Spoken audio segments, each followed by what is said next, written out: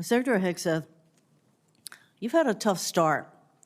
At your confirmation hearing, my Democratic colleagues and I rightly questioned whether you had the requisite qualifications and experience to lead the DoD, the largest federal agency, especially given your checkered past, which included paying $50,000 in hush money to settle a sexual assault allegation against you and driving 2 veterans organizations into the ground.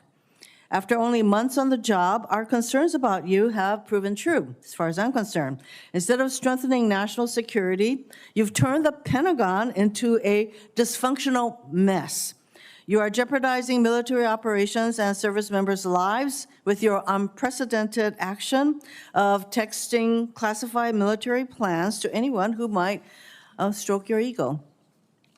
Leading the Department of Defense is more than just a PR campaign filled with photo ops. While you pose for cameras, Russia's war of aggression against Ukraine continues unabated. Israel and Iran are also at war, in large part because your boss tore up a multilateral agreement former President Obama brokered with the UK, France, Germany, China, and Russia that curbed Iran's nuclear program and ambitions. Meanwhile, China advances in the Pacific as this regime undermines and attacks our allies. At a time when steady leadership is critical, we are confronted with crisis and instability.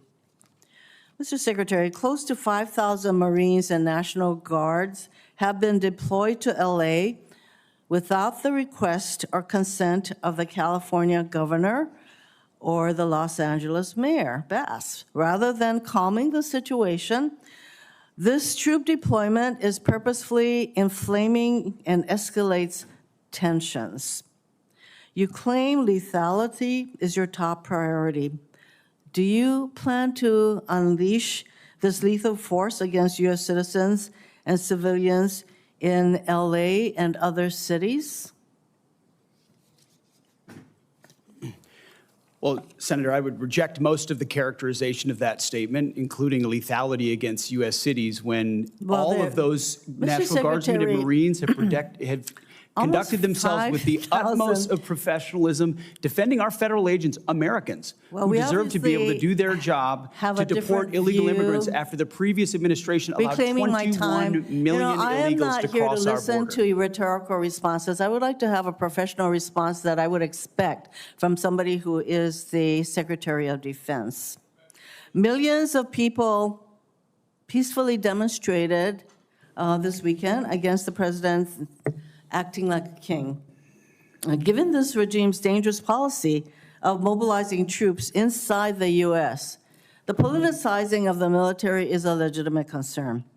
So, given the dangerous policy of mobilizing troops inside the U.S., if ordered by the president, I'm going to ask you once again, to shoot peaceful protesters in the legs, would you carry out such an order from the president? Senator, as I've said before, of course, I reject the premise of your question and the characterization that I would be given or are given on lawful orders. It's all meant to attempt to smear the commander-in-chief, and I won't fall for it. Considering that the president in his first term actually ordered such a thing, it is not a premise that you can reject. He can order, do the same thing. So you're, again, I think you would just follow what the president wants you to do. Let's face it, it is not normal to call up our troops in this way, and there is active litigation against this deployment. Will you follow a court's order regarding whether or not this deployment is legal? If the court says this deployment of troops into our cities is not legal, would you follow that court's order? It's pending in the courts, Senator.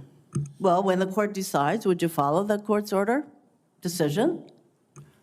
I don't believe district courts should be determining national security policy. So you will not be following that? When it goes to the Supreme Court, we'll see. Court, and unless the president decides to appeal, there you have it.